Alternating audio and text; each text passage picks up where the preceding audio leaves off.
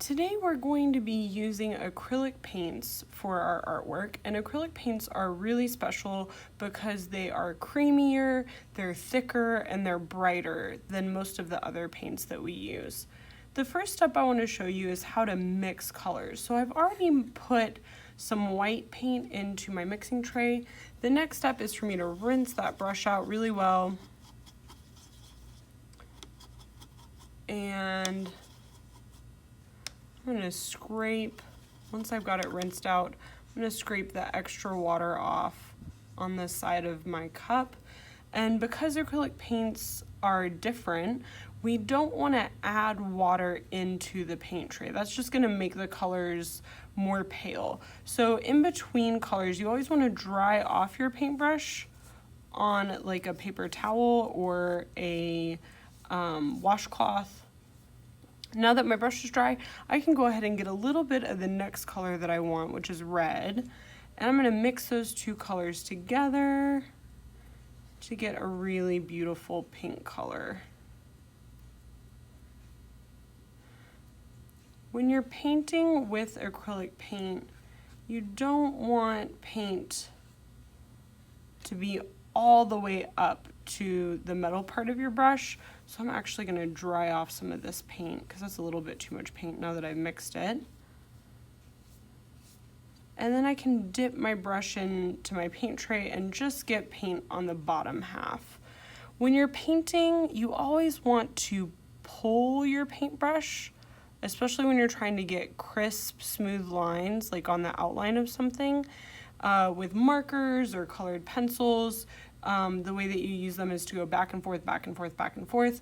But with paint, the best way to use them is to paint in one direction.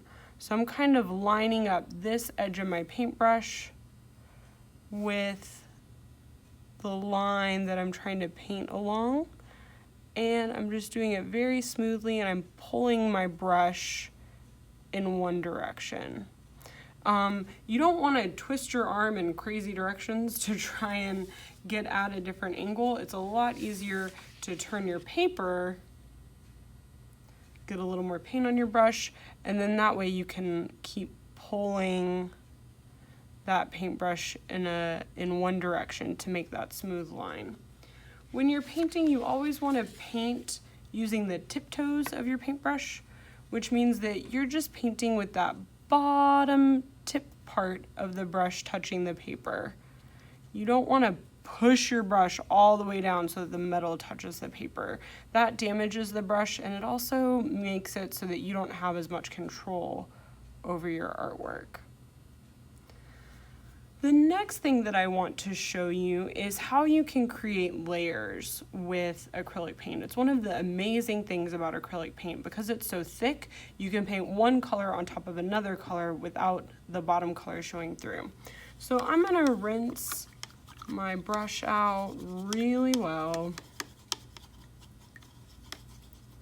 And then I'm going to scrape that extra water off on the side of my cup and dry my brush off on my paper towel.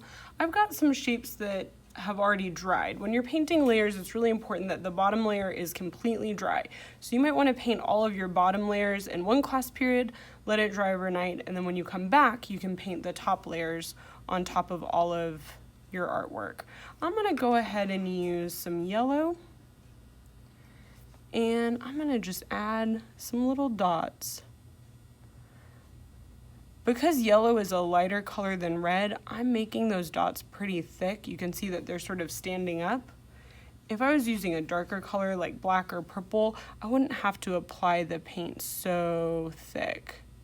Let me show you what happens if you don't apply it thick. If you do want to kind of be able to see through, you could do it a little bit thinner, and it sort of creates like a stained glass effect where you're getting a little bit of the bottom color showing through the top color.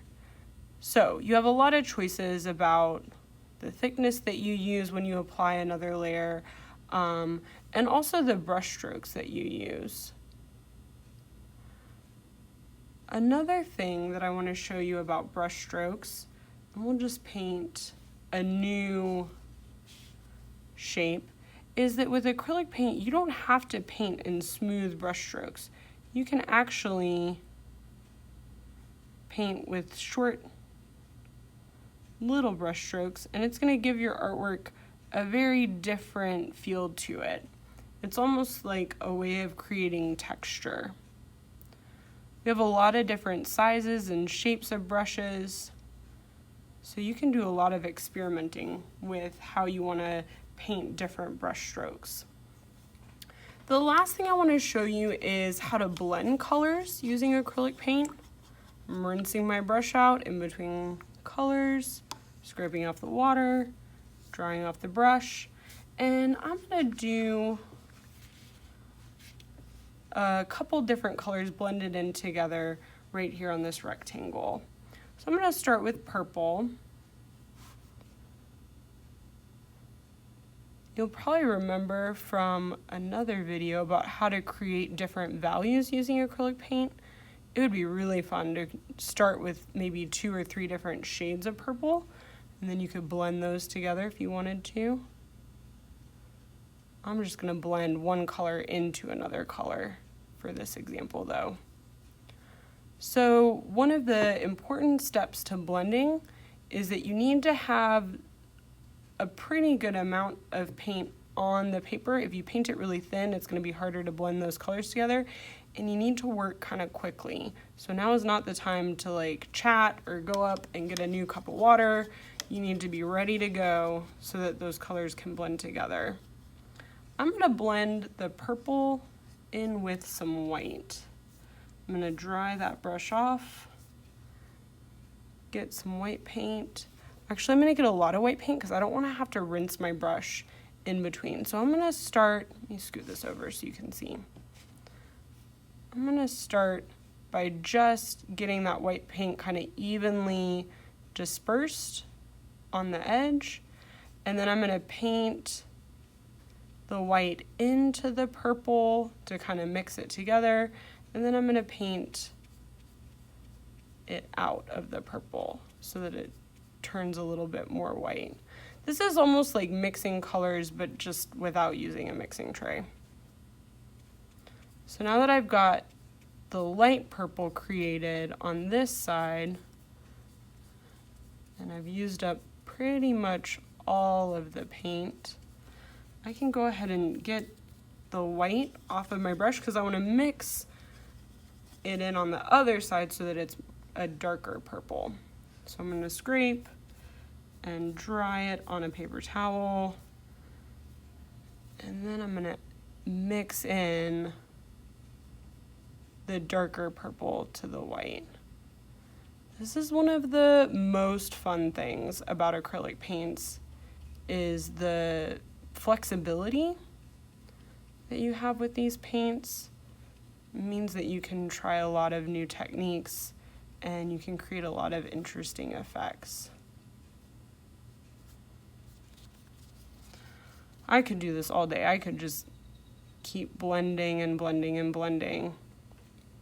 The more you blend, the smoother you could make it. Right now I can still kind of see the line in between the darker, the medium, and the light, but I could keep working on this for another 10 or 15 minutes and really get it to be a very smooth transition between those colors.